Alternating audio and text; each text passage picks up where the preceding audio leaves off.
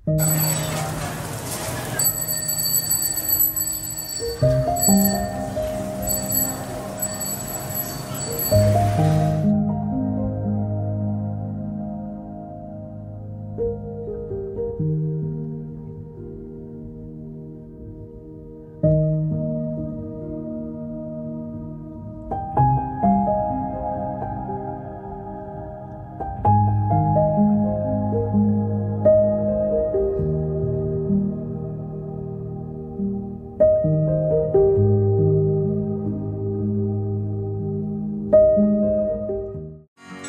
paling berkesan di hati saya adalah dulu Pekalongan itu sangat asri ya, sangat banyak pepohonan dari pinggir-pinggir jalan. Misalnya di Wiradesa itu dulu ada yang namanya Kawat Danan.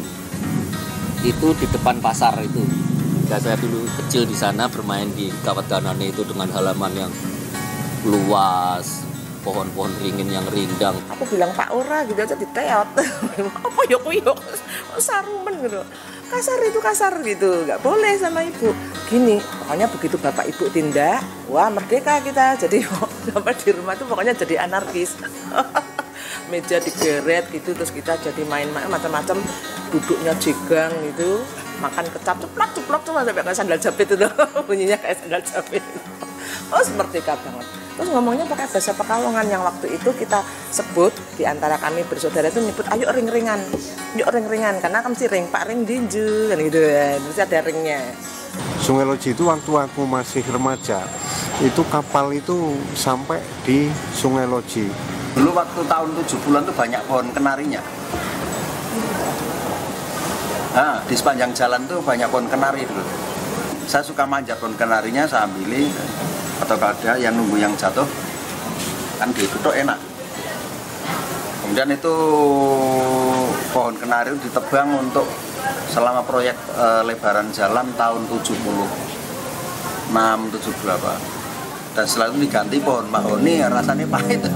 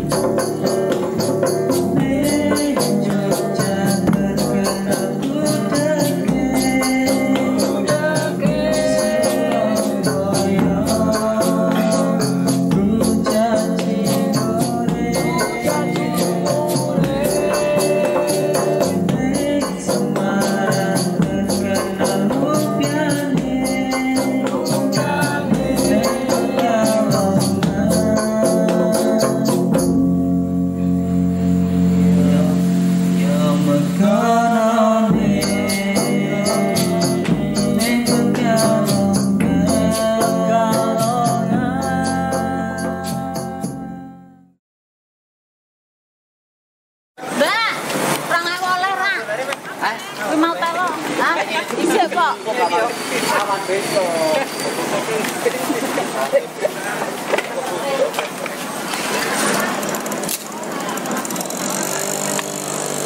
Kayaknya ngetok rata gede kongkrone, ini mau gini sih dibalik tak katung ya. 16, itu lah.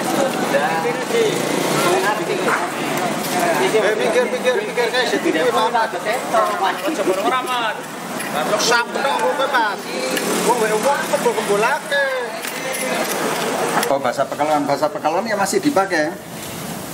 Tapi di Pekalongan. Dan juga kita harus melihat ada keragaman. Jadi bahasa Pekalongannya orang yang di kota dengan agak ke selatan beda-beda. Nah, orang Pekalongan yang di Kota Pekalongan memang punya bahasanya khas, itu punya bahasa Pekalongan. Cuma orang Pekalongan itu kalau sudah keluar dari Pekalongan bahasanya berubah. Tapi kalau ketemu dengan orang Pekalongan ya ngomong bahasa Pekalongan lagi. Saya lahir dan dibesarkan di Pekalongan. Ya, jadi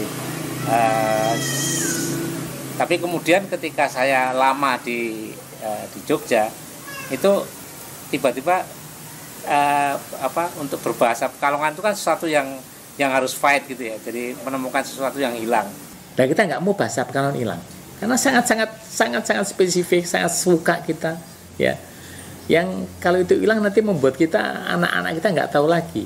Jadi tetap senang orang bisa berbahasa Indonesia semuanya, tapi jangan lupakan bahasa daerah sebab itu punya nilai sejarah.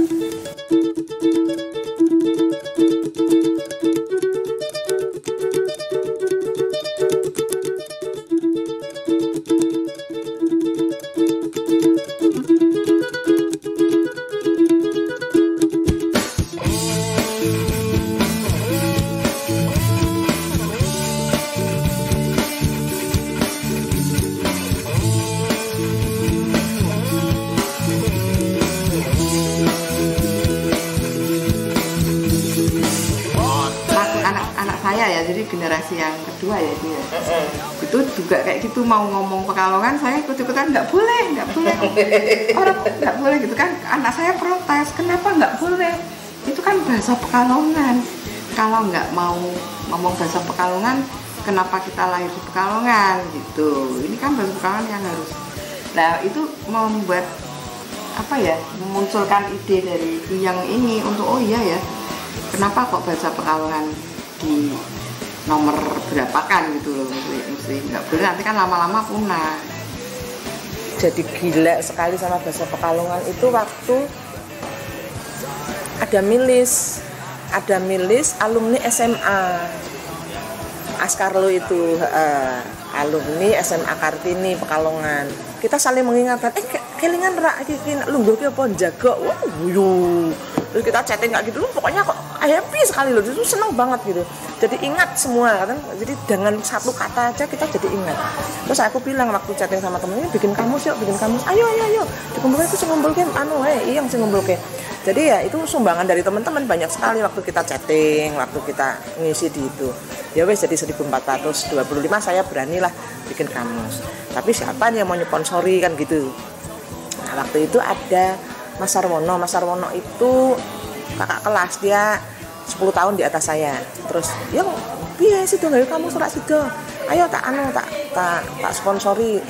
Pas saya ke Pekalongan, saya pengen ngomong nih sama wali kotanya Pekalongan. Kan wali kotanya Pekalongan waktu itu baru. Nah, waktu aku cerita Pak Basir, aku kok pengen pengen gawe kamus Pekalongan. Pak Basir sik kelingan pura. Saya langsung ngukuk gitu. Jajal tak jajal ya saiki ya. Sampean sik kelingan pura basa Pekalongan. Wah, langsung ketawa gitu, langsung. Nah, ini ajaib kan, bahasa Pekalongan itu begitu dilontarkan, orang jadi merasa klik gitu loh, berasa deket gitu. Wes pokoknya tak sponsori, dibikin naskahnya segera. Waduh, lagi nggak buku gitu. Akhirnya ngebut gitu ya. Terus dijadikan souvenirnya waktu ulang tahunnya Pekalongan. Suatu saat itu ketemu Mbak Yan, kenalan di Facebook. Dia menulis cerita pendek gitu. Ya kehidupan pribadinya dengan bahasa Pekalongan. Enak gitu, enak, dan bagi kita orang yang nggak pernah di Pekalongan lagi itu komunikatif. Kamus itu kan hanya salah satu. Kalau sehari-hari itu sering terlontar tulisan dalam bahasa Pekalongan, tapi campur-campur gitu ya. Kadang-kadang ya utuh Pekalongan semua. Itu kan dimilih sebetulnya. Ya seiring dengan sambil bikin kamus kita ya saya nulis gitu. Terus setelah itu mulai ada Facebook, tahun 2007-an kan mulai ada Facebook itu. Aku sering nulis di Facebook tulisan-tulisan dalam bahasa Pekalongan. Ya biasalah nostalgia masa lalu gitu, naik becak, guyonan di becak, turunnya suruh bayarnya tambah gitu. Tak ceritakan bahasa Pekalongan. Nah itu pengalaman-pengalaman yang tak tulis di Facebook, di notes-nya itu loh. Aku suka banget waktu itu di notes-nya. Nah dari itu musuh yang komen banyak, Mbak mau nulis kok Mbak. Nah ada satu temen yang itu Mas Bintoro itu. Ketika banyak tulisannya dia di Facebook cerita gitu, menjadi dorongan saya untuk ngipasin dia, dimasukkan ke koran. Nah alhamdulillah dia mau. Dia telepon, dia tanya nomor telepon saya terus telepon.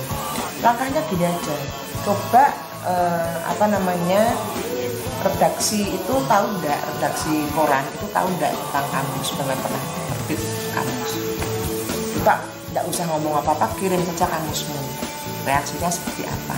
Ya dulu pernah waktu launchingnya ini ulang tahun sini kan diliput Suara Merdeka juga, masuk koran 2 hari berturut-turut itu waktu itu diliput gitu. Nah itu setelah aku ngirim kamus, terus memang aku ditawari, Mbok saya nulis, coba gitu ya wes kayu bersanding. Ini momentum bagus untuk bahasa Pekalongan dari bahasa lisan menjadi bahasa tulis. Nah itulah sebabnya kenapa yang bisa mengelola ini adalah orang-orang yang kebetulan punya pendidikan di masa lalu. Nah Mbak Iyeng ini sebetulnya bukan dari kalangan khas orang santri Pekalongan, dia adalah dari kalangan priayi, tetapi yang dibutuhkan untuk ini adalah intelektualitasnya, dan ini menarik sekali. Dulu bahasa Pekalongan cuma dipakai untuk bahasa dagang oleh para juragan, kemudian oleh masyarakat luas, itu untuk kepentingan lisan, dan ini untuk pertama kalinya saya membaca.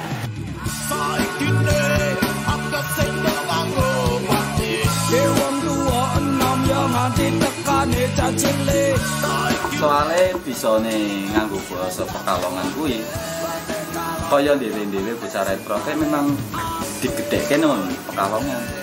Jadi ya wis wajare kita membesarkan Pekalongan dulu. Artinya kita juga maksudnya bangga lah karo budayane dhewe ngono kan. Pekalongan ki ben iso dikenal karo desa-desa liya Mas. Apa wong Amerika tolan ini ngerti wong basa Pekalongan. Keprihatinan saya terus terang waktu itu banyak radio-radio yang mengemas bahasanya itu logat Jakarta. Nah keprihatinan itu kita sampaikan ke manajemen kami. Oke kita set semua penyiar dari pagi sampai tutup siaran itu pakai bahasa Pekalongan, dan dalam hal ini malah lokal Pekalongan yang Turki, artinya turunan kidul. Dengan silaturahmi bahasa, silaturahmi makanan utama kita Megono, itu akan membuat orang teringat dan akan kembali ke Pekalongan. Bahasa kita dipakai, mungkin dipelajari, diteliti, dan dilestarikan, sehingga nanti menjadi muatan lokal kita. Memang kita punya muatan lokal bahasa Jawa, tapi bahasa Jawanya nggak banyak dipakai. Bahasa Jawa Kromo Inggil itu kan banyak dipakai. Lah kalau kita memakainya bahasa Pantura,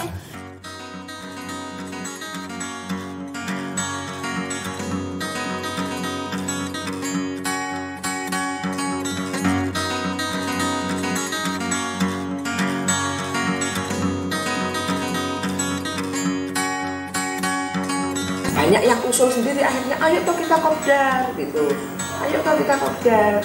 Panjenengan kan kena, udah kena nih, nah kena. Begitu banyak orang melontarkan kepingin kopdar, ben gayeng katanya gitu, udah akhirnya dirembuk di situ ya kopdar. Ya meskipun belum banyak yang hadir, tapi ya gaungnya itu sudah di Facebook udah rame banget gitu. Dari situ terus kita ya intinya itu kalau sendirian tuh apa yang bisa dilakukan, nggak bisa. Setelah terbentuk itu baru kita merencanakan membentuk kelompok yang namanya KWN, kelompok warung Bon. Nah, sebetulnya setahun yang lalu itu kita angkatan saya itu mengadakan reuni di Pekalongan itu SMA angkatan tahun 72. Kebetulan wali kotanya juga angkat satu kelas, terkumpul 150 orang. Saya mulai membabarkan mengenai konsep bahasa, mengenai buku kamus yang dibikin Mbak Iyeng itu. Yang pertama kita sarankan untuk semua memiliki, akhirnya wali kota mempelopori seluruh alumni itu dibagi satu-satu kamusnya itu. Di komunitas Megono itu saya baru berkenalan kira-kira minggu lalu dengan mereka. Sebetulnya mereka lebih banyak bersifat nostalgis, jadi teman-teman masa kecil. Tetapi ini menjadi penting, kenapa? Karena ingatan-ingatan yang dulu lepas, ingatan-ingatan yang dulu terpendam di dalam kepala sekarang diungkapkan. Maksudnya ada permainan, ada main kecik, ada main bekel, ada main patok lele, kemudian legenda-legenda Pekalongan pada masa lalu yang sudah hampir punah karena pada ingatan, karena tersimpan dalam ingatan saja. Jadi support yang mesti dilakukan oleh teman-teman di komunitas Warung Megono adalah melakukan research yang lebih serius. Tidak sekadar ngumpul-ngumpul lagi. Ini bukan sekadar paguyuban cengengesan, ini adalah studi. Aku ingin komunitas ini bisa mengajak orang-orang untuk mau berbuat sesuatu. Berbuat sesuatu untuk melestarikan budaya sebetulnya secara keseluruhannya, tapi dimulai dari bahasa. Kita ingin membentuk satu komunitas ini menjadi penggerak bahwa bahasa Pekalongan ini bisa komunikatif, bisa begini. Makanya kita harus memberi contoh. Terus lebih jauh lagi aku pingin kalau orang pingin belajar tentang yaitu budaya Pekalongan, komunitas nanti bisa jadi kayak pusat kajian gitu.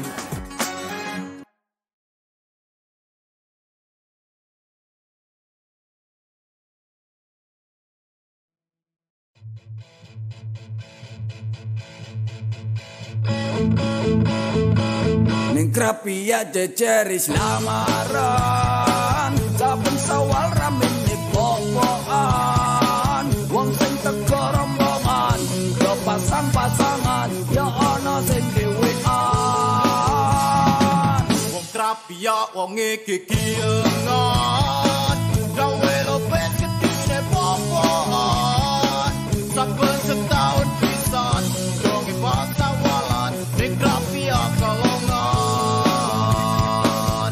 Nanti sok-sokan, sing gelas di lampu uyel-uyelan.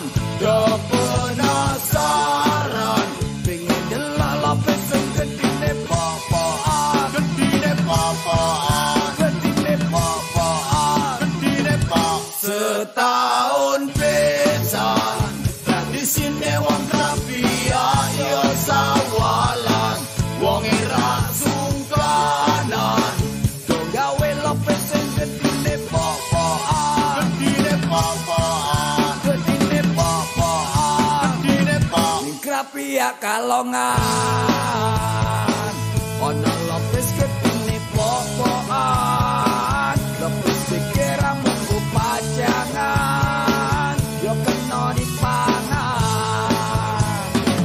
Ning krapia Kalongan, ono lopes gedine pokokan. Lopes sekira munggu pajangan, yo kena dipangan. Ning krapia Kalongan, ning krapia Kalongan, ning krapia Kalongan,